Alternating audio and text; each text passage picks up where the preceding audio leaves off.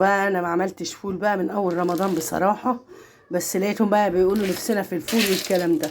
جبت لهم نص كيلو فول، هنقعه في ميه سخنه كده ساعتين، او في اي ميه ساعتين كده واولع عليه.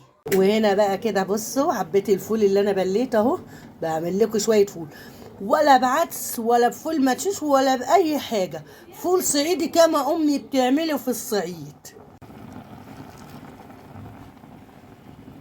غليت كاتل ميه وزودته هنا بقى سمنه بلدي، حطيت السمنه وانزل عليها بالفول. تقولوليش بقى ولا اي فول ولا اي حد ولا بتاع المحل اللي بيفضلوا معرفش يحطوا له ملح الليمون والكلام ده. كده حطيت ادي فول. بصوا بقى الفول بسم الله ما شاء الله تبارك الله. احط في الطبق التاني بسم الله ما شاء الله. بصوا اهو.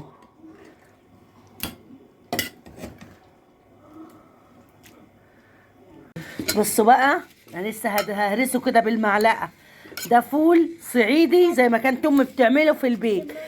نقعت الفول حوالي 3 ساعات وحطيته في ميه مغليه وزدته بميه مغليه ما زادش عن نص ساعه على النار. بعد ما غلى وطيت عليه النار على البوتاجاز. ولا لون ولا خل ولا ملح الليمون اللي بيقولوا عليه ولا عدس ولا فول المدشوش، ما هو كده بس اهو. وصفه سهله وبسيطه. احسن بروح اشتري شويه ميه كده مزرقين ب20 جنيه وب10 جنيه ومفهومش معلقتين. مع بقى حته ليمون يا سلام، ومع طبق بتنجان مخلل يا الله. هتقولي ما حدش بياكل مخلل في السحور، لا انا باكل حاجات حلوه كتير ونفسي جايباني ان انا اكل حاجه حادقه. وشير ولايك ودعوه حلوه. كل سنه وانتم طيبين. اسهل وصفه واجمل اكله انا بحبها.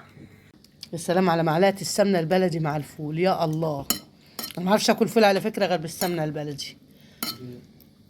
محمد ابني بقى بيعملوا بالمعلقه كده بيهرسوا. تسلم ايدك. تسلم لي يا غالي. بص شويه فول يفتحوا النفس.